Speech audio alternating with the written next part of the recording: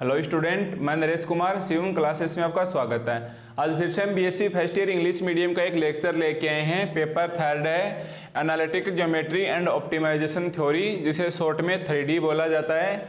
और हमारे पास बुक रहने वाली है जेपीएच की। और आप इंग्लिश मीडियम के स्टूडेंट हो बट आपको हिंदी मीडियम की बुक लेनी है, ठीक है। उसके अंदर क्या है कि एक तो ज़्यादा क्वेश्चन दे रखे हैं और क्वेश्चन को बहुत ही अच्छे से एक्सप्लेन कर रखा है। तो कोशिश करना आप जेपीएच की हिंदी मीडियम की बुकें खरीदें, ठीक है। और आज हमारे पास है यूनिट सेकंड है 3D की बुक के अंदर। एक लेक्चर मैं पहले करवा चुका हूँ, आज हमारे पास लेक्चर 2 है। अगर आपके पास ये बुक नहीं है जेपीएच हिंदी मीडियम की, तो आप एक बार काम चलाने के लिए तो आप टेलीग्राम चैनल के ऊपर इसको ज्वाइन कर सकते हो, परंतु बाद में आप इस बुक को खरीद लेना ताकि आपको बार बार मोबाइल से परेशानी ना हो, ठीक है। तो चलो आज हम शुरुआत करते हैं लेक्चर 2।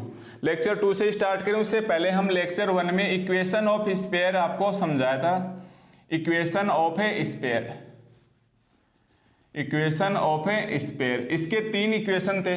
पहला हमारे पास है सिंपल फॉर्म में, पहला हमारे पास है सिंपल फॉर्म में, सिंपलेस्ट फॉर्म बोलो। उसके अंदर क्या है, x square plus Y square plus Z square is equal to are square, ठीक है। वेयर इसके सेंटर क्या है 0 0 0 एंड इसकी रेडियस क्या है r, एंड रेडियस क्या है इसकी r। अगर आपने लेक्चर 1 नहीं देखा है तो आप इससे पहले लेक्चर 2 से पहले आप लेक्चर 1 को देखोगे, ठीक है। फिर देखो हमारे पास इसका दूसरा इक्वेशन, ये तो इक्वेशन ऑफ स्फीयर कब था हमारे पास है, जब इसका सेंटर ओरिजिन के ऊपर हो, जब इसका सेंटर ओरिजिन के ऊपर हो। सेकंड केस है हमारे पास equation of sphere in central form. Second हमारे पास क्या है, इक्वेशन ऑफ ए स्फीयर।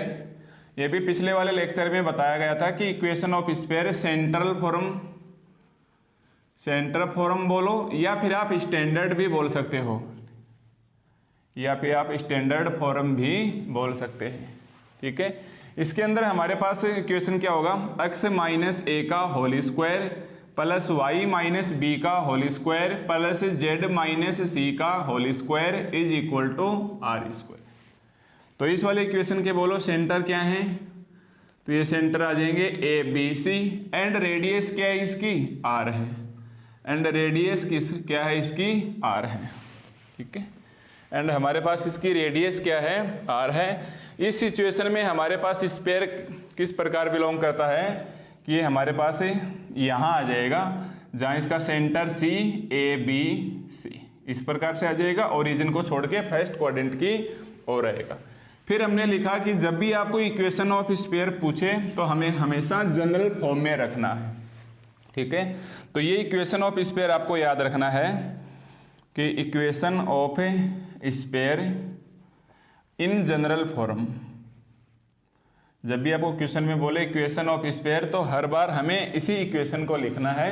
बताओ वो इक्वेशन कौन सी है, x square plus Y square plus Z square plus 2ux plus 2vy plus 2wz plus d बराबर 0, प्लस d बराबर 0, ठीक है। अब बताओ इसके सेंटर क्या होंगे, तो आपको लिखना है सेंटर ऐसे minus half coefficient of x minus half coefficient of y minus half coefficient of z। पहले आप ऐसे ब्रैकेट्स लगा के छोड़ोगे कि minus half coefficient of x minus half coefficient of y minus half coefficient of z। तो बताओ x का कोफिशिएंट कौन है 2u, y का कोफिशिएंट क्या है इधर 2v, z का कोफिशिएंट क्या है 2w। तो हमारे पास देखो 2 से 2 cancel, minus u minus v और minus w, minus u minus v and minus w। और रेडियस क्या आ जाएगी इसकी, तो रेडियस के लिए सीधा सा हिसाब है इसका स्क्वायर तो पॉजिटिव आएगा प्लस इसका स्क्वायर एंड जेड वाले का स्क्वायर माइनस ये वाला d, माइनस ये d। ऐसा हमने लेक्चर फर्स्ट में इनके इक्वेशंस को सीखा था कि किस प्रकार से ये प्रूफ होंगे, ठीक है। तो जब भी आपको क्वेश्चन में बोले कि इक्वेशन ऑफ स्फीयर, इसका मतलब आप हमेशा किसके रूप में लिखोगे जनरल फॉर्म के अंदर। अगर ये ऊपर वाली इक्वेशन लेगा तो लिख के देगा कि आपको सिंपलेस्ट फॉर्म में लिखना है या फिर सेंट्रल फॉर्म में लेना है या फिर स्टैंडर्ड फॉर्म में लेना है। बट सिंपल पूछे कि फाइंड इक्वेशन ऑफ स्फीयर, तो हर बार हम क्या काम में लेंगे x square plus Y square plus Z square plus 2x plus 2y plus 2wz plus d is equal to 0।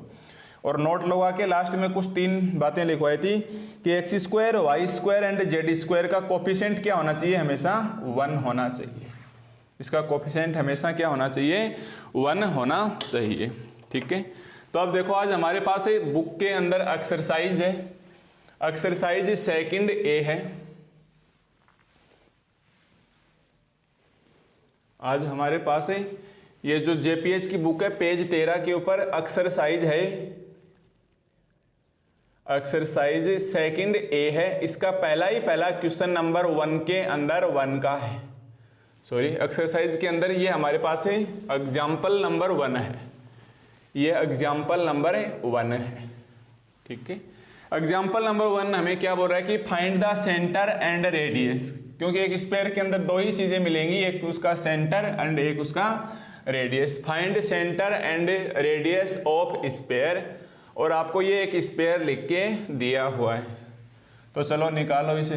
क्या आएगा हमारे पास, सबसे पहले देखो क्या ये इक्वेशन ऑफ स्फीयर है, तो हम सबसे पहले हम क्या लिखेंगे कि गिवन, इसके सॉल्यूशन में क्या लिखेंगे हम, given equation of sphere, equation of sphere 7x square plus 7y square plus 7z square minus 6x minus 3y minus 2z is equal to 0। ठीक है, आप बताइए क्या ये हमारे पास इक्वेशन ऑफ स्फीयर है, अभी तक नहीं है, क्योंकि x square y square and z square के कोफिशिएंट्स ऑलवेज क्या होना चाहिए, 1 होना चाहिए। इसका कोफिशिएंट ऑलवेज क्या होना चाहिए, 1 होना चाहिए। तो हमें पता है कि इस सभी का कोफिशिएंट क्या है, 7 है, तो अगर मैं 7 को कॉमन लेके इधर भेजूं तो हमारे पास क्या बन जाएगा, इसका कोफिशिएंट है 1। तो आप इसको दूसरी कंडीशन में क्या लिख सकते हो कि x square plus Y square plus Z square, 7 से डिवाइड करोगे तो minus 7/6/7 into x minus 3/7 into y minus 2/7 into z is equal 0। ठीक है, तो ये हमारे पास क्या बन गया, इक्वेशन ऑफ ए स्फीयर। अब हमें इसका क्या फाइंड करना है, एक तो सेंटर एंड एक रेडियस। चलो इसका निकालो सेंटर। तो सेंटर निकालने के लिए आप हमेशा क्या लिखोगे, minus half bracket, minus half फिर ब्रैकेट एंड माइनस हाफ है फिर से ब्रैकेट। कभी भी गलती नहीं होगी आपसे सेंटर निकालते वक्त, तो आप ऐसे बोलना minus half coefficient of x minus half coefficient of y and minus half coefficient of z. ठीक है, अब बताइए एक्स का कोफिशिएंट, देखो ध्यान देना एक्स स्क्वायर के मत लिख देना, x square y square z square के कोफिशिएंट 1 होंगे तो हमारे पास ये स्फीयर होगा, आगे से इसके बराबर 0 ही क्यों ना हो, एक प्रकार से पॉइंट स्फीयर बन जाएगा अगर टोटल 0 होगा तो यहाँ देखो minus half coefficient of x, कितना है कोफिशिएंट ऑफ एक्स, तो हमेशा माइनस 6/7 मान के चलेंगे, इधर ऑलरेडी पॉजिटिव है, क्योंकि देखो ये ऑलरेडी क्या है हमारे पास है पॉजिटिव, वाई का कोफिशिएंट भी क्या माना जाएगा पॉजिटिव एंड जेड का कोफिशिएंट भी क्या माना जाएगा पॉजिटिव। तो minus half coefficient of x कितना आ गया, माइनस 6/7, वाई का कोफिशिएंट कितना आ गया, माइनस 3/7, जेड का कोफिशिएंट कितना आ गया, माइनस 2/7, माइनस 2/7। ठीक है, तो ये आपको कोफिशिएंट लिखने। तो बताओ इसका सेंटर हमारे पास क्या शेष बचा, तो हमारे पास इसका सेंटर आ जाएगा, काटा पीटी करने के बाद जो बचेगा वही हमारे पास इसका सेंटर है। तो ये देखो ये सेंटर माइनस माइनस प्लस 3/7, ये माइनस माइनस 3/14, 2 से 2 कैंसिल 1/7। ठीक है, ये हमारे पास क्या आ गया, इसका सेंटर आ गया। अब देखो सेंटर निकालने के साथ साथ आपको और क्या निकालनी है, इसकी रेडियस। अब आप बताइए इसकी रेडियस क्या होगी, रेडियस, तो जब भी रेडियस निकालो तो इसको डायरेक्टली लिखेंगे।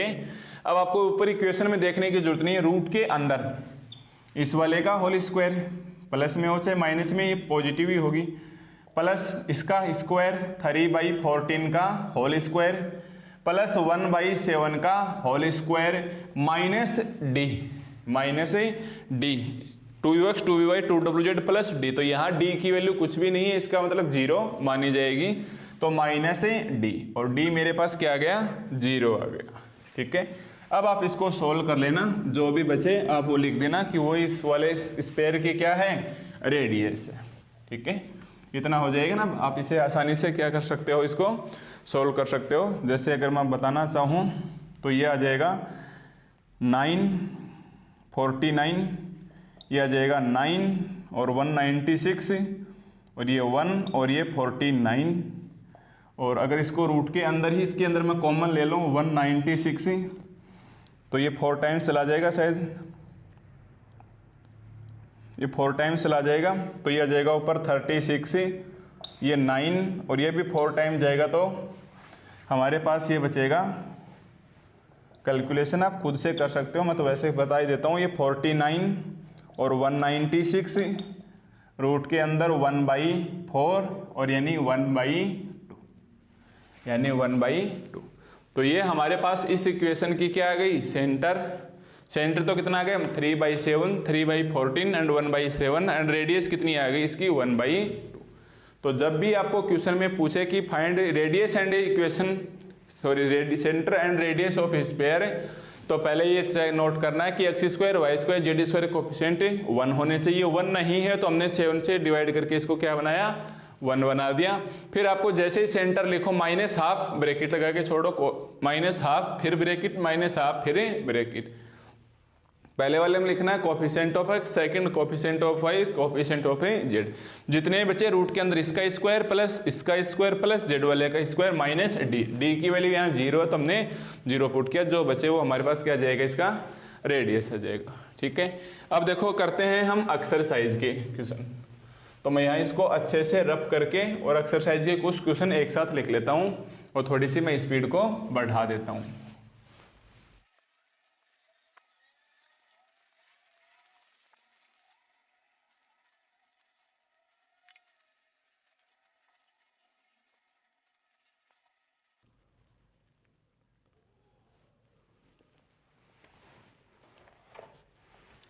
देखो अब हमारे पास एक्सरसाइज सेकंड ए के अंदर एक क्वेश्चन है जेपीएच की हिंदी मीडियम की बुक में पेज 20 के ऊपर। अगर आपके पास ये बुक नहीं है तो आप टेलीग्राम लिंक करके आप ज्वाइन करने।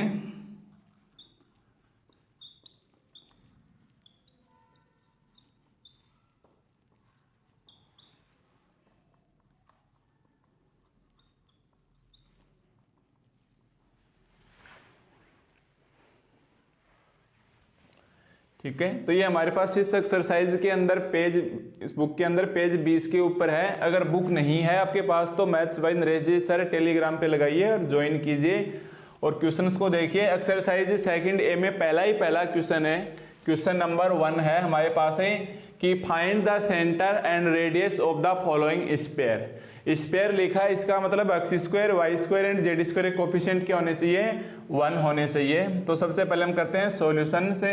फर्स्ट नंबर का क्या गिवन है हमें, इक्वेशन ऑफ स्पेयर।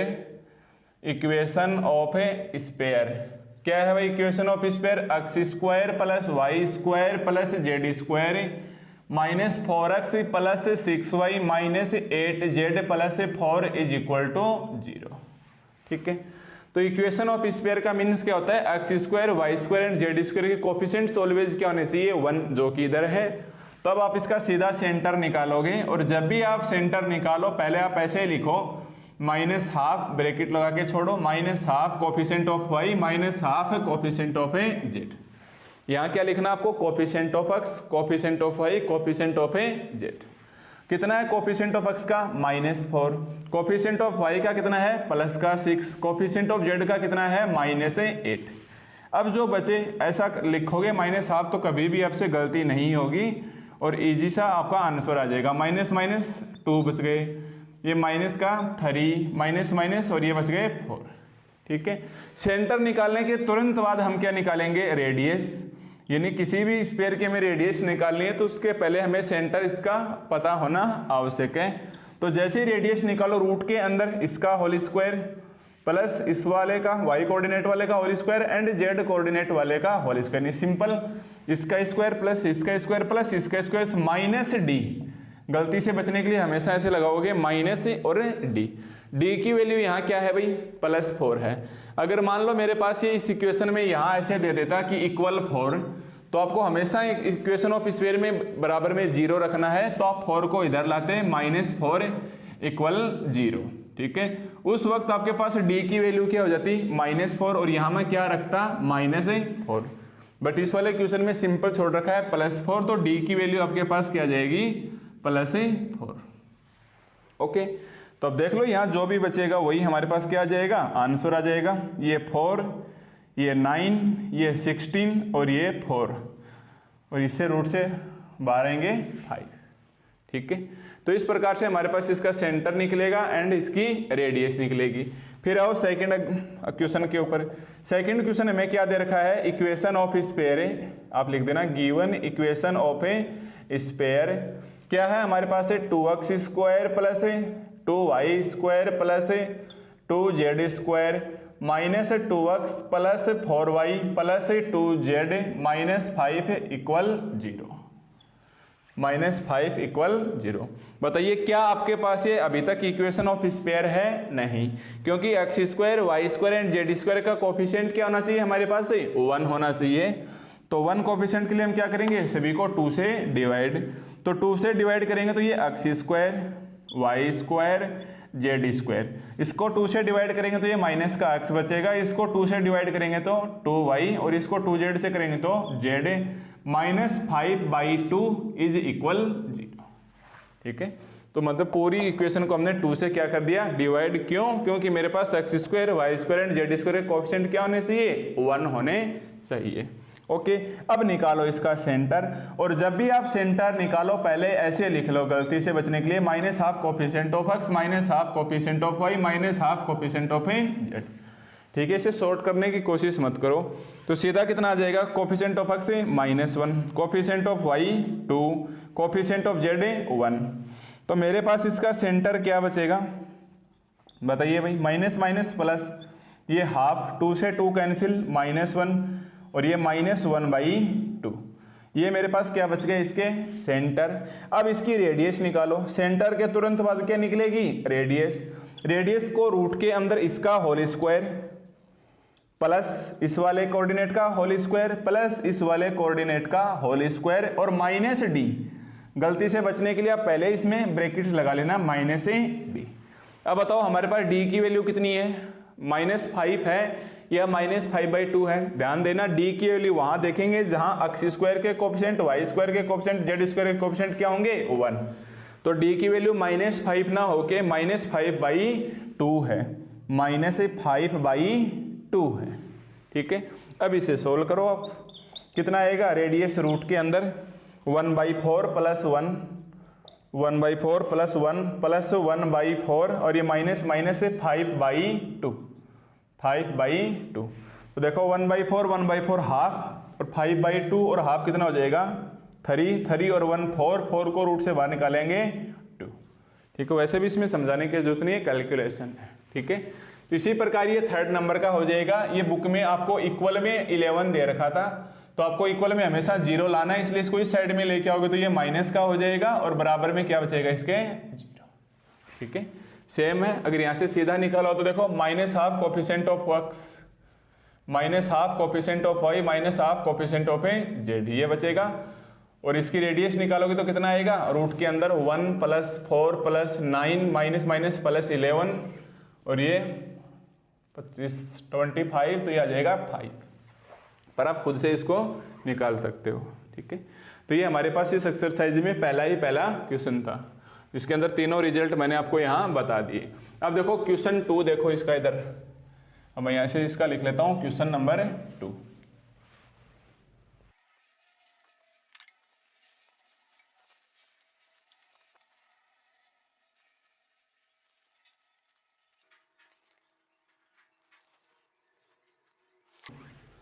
देखो इसी एक्सरसाइज में क्वेश्चन नंबर 2 के अंदर फर्स्ट का क्वेश्चन क्या बोल रहा है कि find the equation of sphere which pass through the point से, और ये 3 पॉइंट से गुजरता है, and was centre lie on the plane.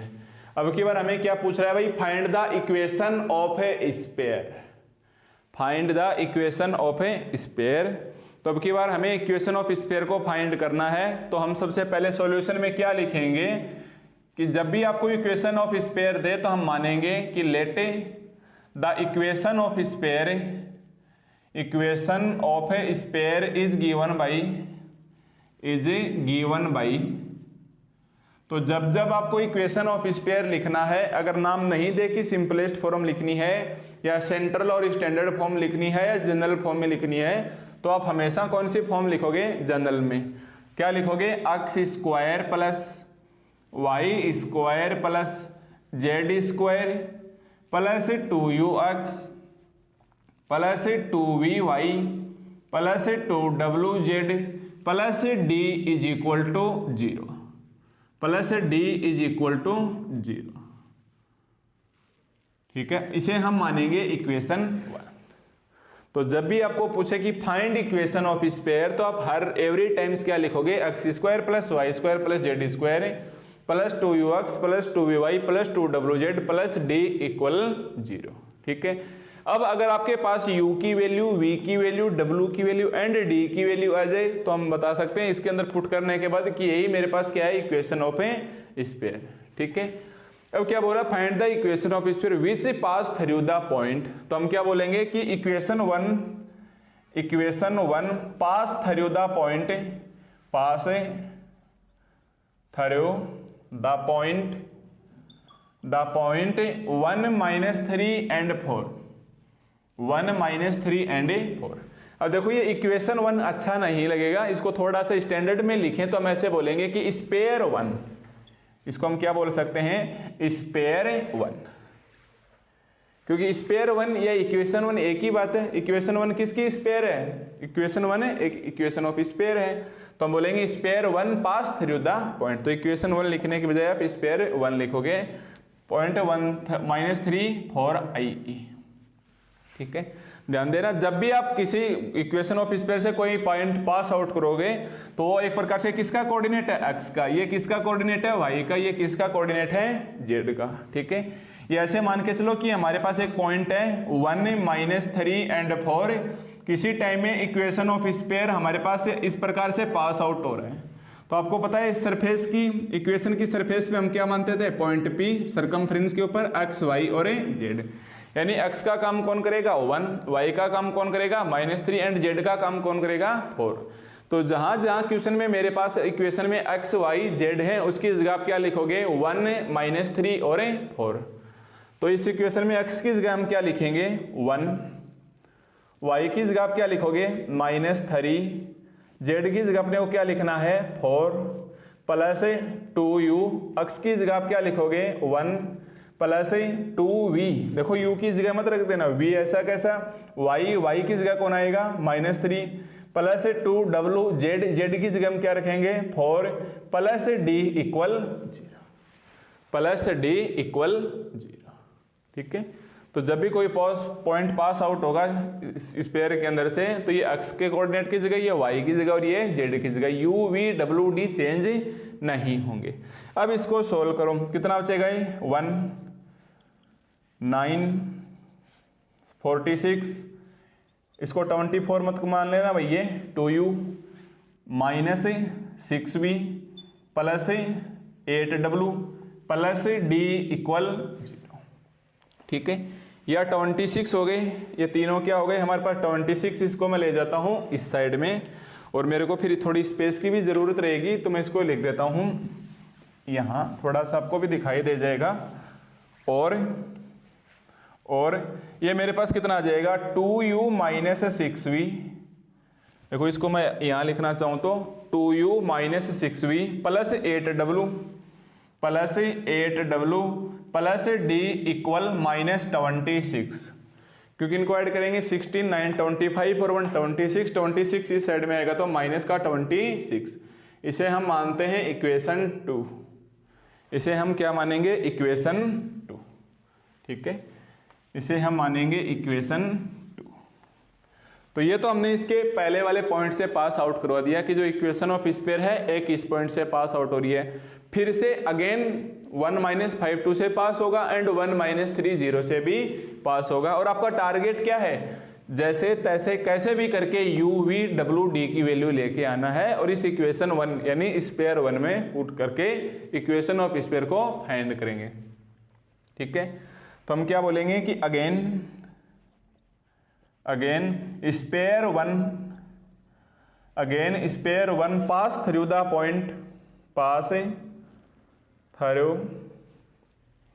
Point कौन से पॉइंट से पास हो रहा है? अब की बार ये 1 - 5 एंड 2, 1 - 5 एंड 2 i.e. इसका मतलब क्या हो जाएगा?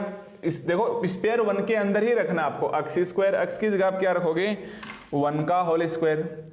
अक्स की जगह आप क्या रखोगे? 1 का होल स्क्वायर। वाई की जगह कितना रखेंगे हम? -5 का होल स्क्वायर। जेड की जगह हम क्या रखेंगे? 2 का होल स्क्वायर प्लस 2u अक्स, तो अक्स की जगह मेरे पास 1 है, प्लस 2v वाई, वाई की जगह मेरे पास -5 है, प्लस 2w जेड, जेड की जगह मेरे पास 2 है, प्लस डी मेरे पास ऐसा का ऐसा। ठीक है, या फिर मेरे पास इसको सिंप्लीफाई करके लाएंगे तो कितना आ जाएगा? इसको यहाँ से मैं रफली करूँ तो ये आ जाएगा 1, ये कितना आ जाएगा मेरे पास? 125 4 2u एकम 2u minus 10v 4w plus d equal 0। तो ये कितना हो जाएगा हमारे पास? 30 को मैं इस साइड में लेके आऊँगा तो मेरे पास ये कितना बचेगा? 2u minus 10v plus 4w plus d equal में 30, और इस साइड में आके किसके हो जाएंगे? माइनस के। इस साइड में आके हमारे पास किसके हो जाएंगे? माइनस के। और इसको हमने माना ये इक्वेशन क्या है? 3 है। ठीक है, तो ये हमने हमारे इस वाले पॉइंट से भी पास आउट करवा दिया। अब और एक पॉइंट और बच गया, तो फिर से क्या बोलेंगे? Again sphere 1 pass through the point. फिर से हम क्या बोलेंगे? Again sphere 1 pass through the point. कौन से पॉइंट से पास आउट हो रहा है अब की बार? 1 - 3 एंड 0, 1 - 3 एंड 0 i.e. या और लगाओ या i.e. एक ही बात है। चलो कहाँ रखोगे? स्पेयर 1 के अंदर। स्पेयर 1 क्या है? ये रहा। अक्स की जगह क्या रखोगे? 1 का होल स्क्वायर प्लस वाई की जगह कितना रखना है? -3 का होल स्क्वायर प्लस जेड की जगह हम क्या रखेंगे? 0 का होल स्क्वायर प्लस 2u अक्स की जगह 1 प्लस 2v वाई की जगह कितना है? -3 प्लस 2w जेड की जगह क्या है? 0 प्लस d इक्वल 0। और ये मेरे पास कितना आ जाएगा? इसको सोल्व करेंगे तो ये 1, ये 9, ये 0, ये 2u, ये -6v प्लस का 0 प्लस का d इक्वल 0। तो ये बचेगा 2u - 6v, और ये कितना बचेगा? 2u - 6v plus d is equal to में -10। ये आ जाएगी मेरे पास इक्वेशन 4। ठीक है, इनको ऐड करके इसको राइट साइड में ले जाएंगे तो ये माइनस का क्या होगा? 10 बचेगा। ठीक है, तो कहने का मतलब हमारे पास एक इक्वेशन ऑफ स्पेयर हमने माना x square plus Y square plus Z square plus 2ux plus 2vy plus 2wz plus d बराबर है 0। पहले हमने पॉइंट पास आउट करवाया 1 - 3 4, मेरे पास ये वाली इक्वेशन आई। सेकंड हमने पॉइंट पास थ्रू किया 1 - 5 2, मेरे पास सेकंड इक्वेशन, थर्ड नंबर की इक्वेशन आ गई। और तीसरे पॉइंट से पास आउट कराया तो मेरे पास ये इक्वेशन आ गई। और हमारा मूल उद्देश्य क्या है या फंडामेंटल टारगेट क्या है हमारा? कि कैसे भी करके हम इसकी वैल्यू u की वैल्यू, v की वैल्यू एंड w की वैल्यू और d की वैल्यू ये फाइंड का आउट करेंगे और इस इक्वेशन 1 में रखेंगे और हमारे पास इक्वेशन ऑफ स्पेयर आ जाएगा। ठीक है, तो चलो कोशिश करो इसे सोल्व करने की आगे। तो ये आपके पास इक्वेशन है, इनमें इक्वेशन 2 3 4 को सोल्व करके आप u v w की वैल्यू निकालो। देखो भाई क्या आएगा? u v w d की वैल्यू निकालेंगे तो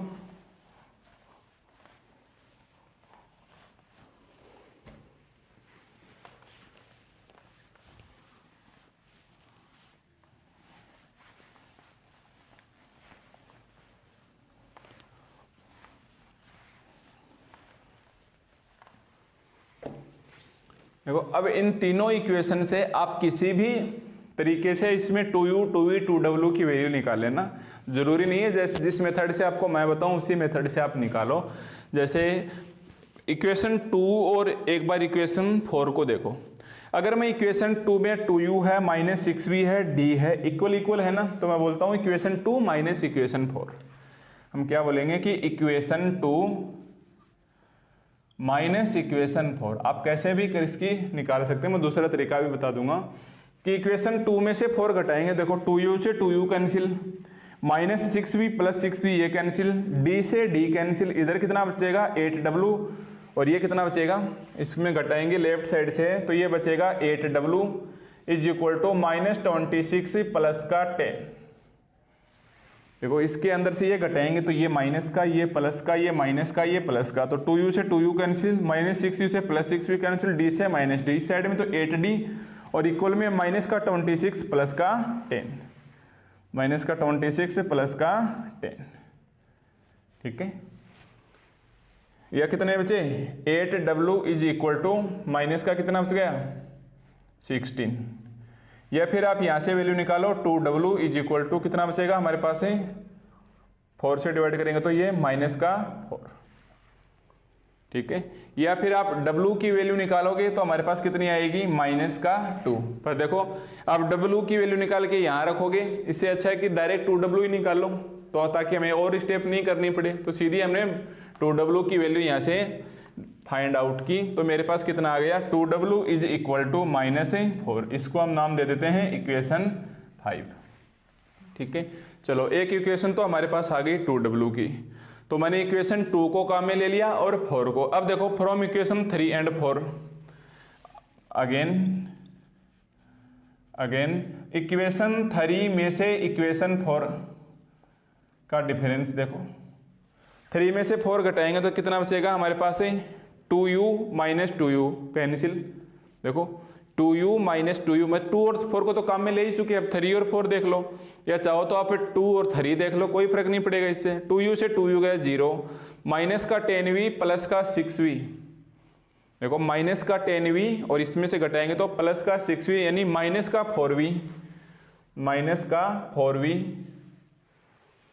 देखो इसको ऐसे करो 2u से 2u कैंसिल, माइनस का 10 प्लस का 6 माइनस का 4v, 4w और d से d कैंसिल तो प्लस का 4w प्लस का 4w is equal to minus 3 plus 10, minus 3 और प्लस 10। ठीक है, आप अपने अलग से बर्फ में लिख के घटा लेना कि 2u से 2u कैंसिल, ये माइनस का 10v है, ये प्लस का 6v तो माइनस के 4v बचेंगे, ये ऐसा कैसा 4w, d से d कैंसिल, माइनस का 30 प्लस का 10। ओके, और इसको आप रखो 4 से, ये कितना बचेगा मेरे पास है माइनस का 4v प्लस 2 इंटू 2w और ये बचेंगे मेरे पास माइनस के 20। ठीक है, 2w की वैल्यू कितनी निकाली है आपने -4, देखो 2w की वैल्यू आपने कितनी निकाली है -4 यूजिंग 5। डायरेक्ट आप रख लेना, लिखने की जरूरत नहीं है, यूजिंग 5 इतना तो एग्जामिनर समझिएगा। -4v, माइनस का 8 इधर जाएगा प्लस का 8 और ये मेरे पास बचेंगे माइनस के 12 है, या हमें तो माइनस माइनस क्या हो गए प्लस, दोनों साइड में 2 का भाग देंगे, 2v इज इक्वल टू कितना आ जाएगा 6, 2v इज इक्वल टू हमारे पास कितना आएगा 6 से आएगा। ठीक है, तो ये हमारे पास क्या आ गई इक्वेशन 6 आ गई। तो आपने इन इक्वेशन 2 एंड 3 से 2 एंड 4 से 2w की वैल्यू, 3 एंड 4 से आपने निकाली 2v की वैल्यू। अब आपके पास 2w की वैल्यू आ गई, 2v की वैल्यू आ गई। किसी भी एक इक्वेशन में देखो यहाँ रखने का कोई फायदा, यहाँ रखो चाहे यहाँ रखो चाहे यहाँ रखो, तीनों किसी भी एक इक्वेशन में इसकी वैल्यू रख दो और हमें निकालना क्या है u निकालना है। चलो u निकालो, तो हम क्या बोलेंगे from equation 4, 5 and 6, from equation 4 and 6, सीधा हम 4 एंड 6 को काम में लेंगे क्योंकि 4 के अंदर w तो है ही नहीं तो इसकी हमें ज़रूरत ही नहीं होगी। तो 4 के अंदर क्या है हमारे पास है 2u minus 6v plus d is equal to -10। क्या आप इस 6v को ऐसे लिख सकते हो माइनस का 3 इंटू 2v, माइनस का 3 इंटू 2v और माइनस का टेन इस डी को भी मैं इधर ले आता हूँ, ठीक है। 2v की वैल्यू कितनी है मेरे पास है 6 है, तो ये कितना आ जाएगा मेरे पास है 6 माइनस का 10 माइनस का d और ये 2u, माइनस का 18 इधर आके प्लस का 18, 18 में से 10 जाएंगे तो 8 और 2u की वैल्यू कितनी आ जाएगी 18 में से 10 जाएंगे तो 8, 8 माइनस डी। 2u की वैल्यू हमारे पास कितनी आ गई भाई 8 माइनस डी। 2u की वैल्यू हमारे पास कितनी आ गई 8 माइनस डी। इसको आप नाम दे दो इक्वेशन 7, इसको हम क्या बोलेंगे इक्वेशन 7। तो आप एक तरीका तो ये था निकालने का, दूसरा तरीका क्या, पहले 2 में से 3 घटाओ डी कैंसिल करो, 3 में से 4 घटाओ डी कैंसिल करो, फिर 2 2 इक्वल करो, u v w में से किसी भी एक का कोफिशिएंट इक्वल करके उसको माइनस करो। ये आप इस प्रकार से देख लेना, कैसे भी करके आपको u v w की वैल्यू निकालनी है और u v w की बजाय आप 2u 2v 2w की वैल्यू निकालना पसंद करो, ताकि हमारे पास कैलकुलेशन में मैं यहाँ से वैल्यू उठा के डायरेक्ट शिफ्ट कर दूं इधर, ठीक है। साथ साथ लिखते रहो भाई। अब देखो हम ये क्या करना है 2u 2v 2w की वैल्यू उठा के हम इक्वेशन 1 में रख देंगे और हमारे पास equation of sphere find out हो जाएगा, ठीक है।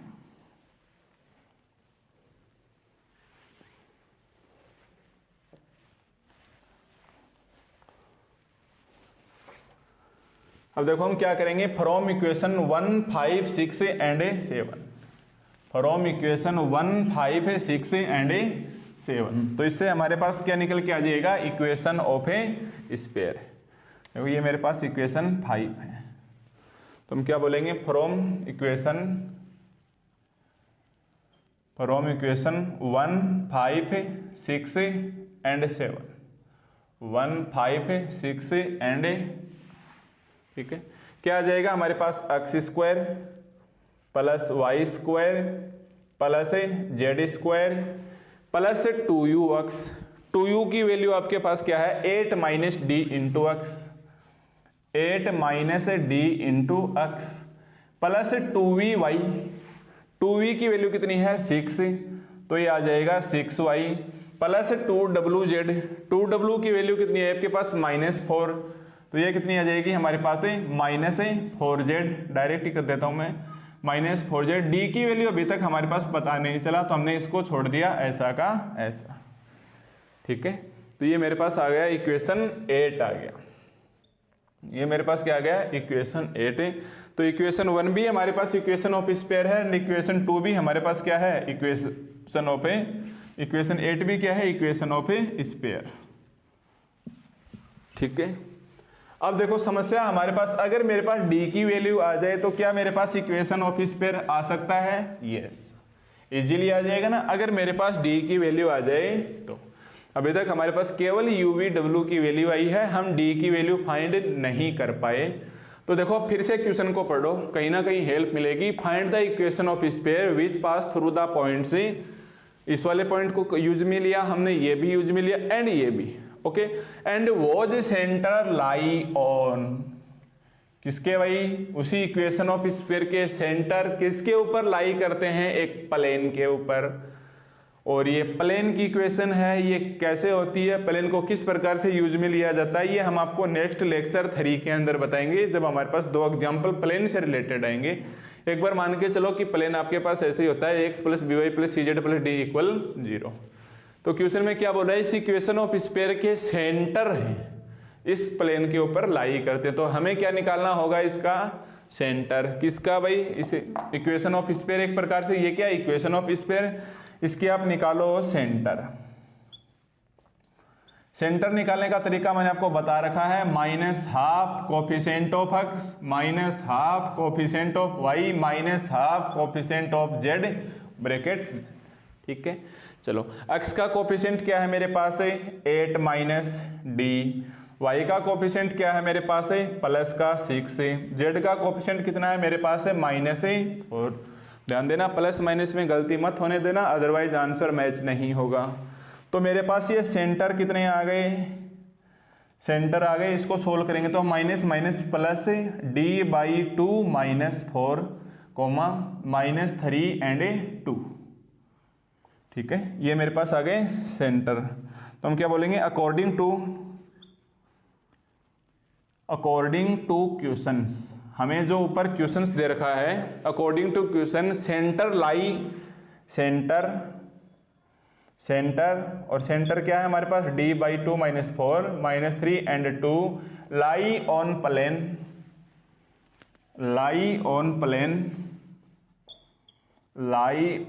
Plane x + y + z = 0।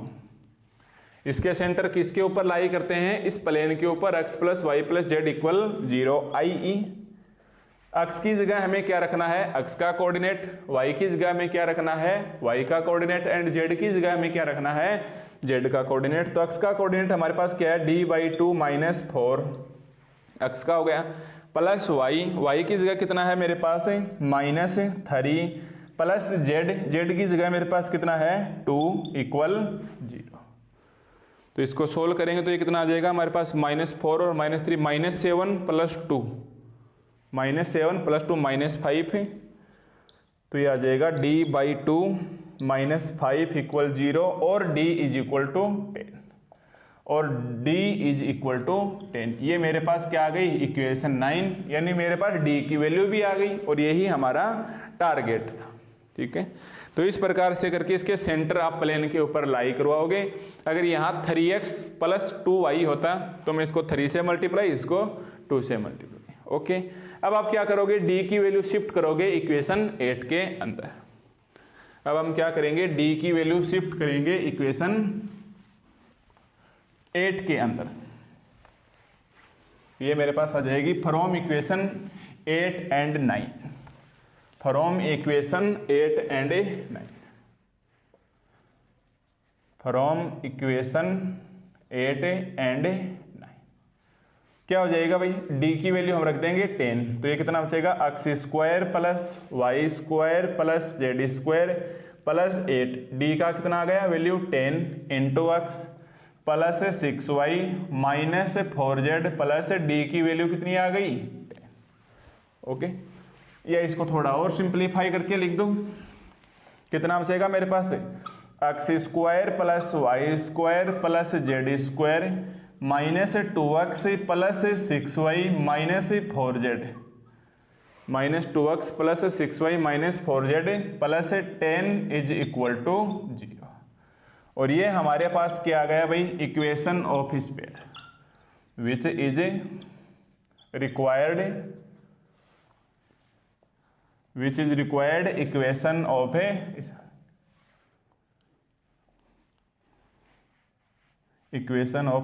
Sphere. ठीक है, तो ये हमें जो इक्वेशन ऑफ स्फीयर चाहिए था वो हमारे पास क्या आ गया, आंसर। ठीक है, तो इस प्रकार से आपको निकालना है equation, find the equation of a sphere. तो जब जब आपको इक्वेशन ऑफ स्फीयर बोले तो ये नहीं। अब आप क्या करोगे, अपने आंसर की जांच करोगे ताकि आपको पता चले कहीं प्लस माइनस में कोई गलती तो नहीं है। तो आप इसके अंदर कोई भी एक पॉइंट उठा के देख लो, जैसे सबसे सिंपल पॉइंट कौन सा है, 1 - 3 and 0, ये इसे सेटिस्फाई करना चाहिए। तो x की जगह तो रखो 1, तो 1 का स्क्वायर 1, y की जगह रखेंगे -3, तो 3 × 3 9, z की जगह हमने रखा 0, x की जगह हमने रखा 1, तो ये -2, y की जगह -3, तो ये -18, z की जगह 0 प्लस का 10। अब अगर इसका आंसर 0 आ गया तब तो हमारा आंसर राइट है, अदरवाइज हमने कहीं ना कहीं गलती की है।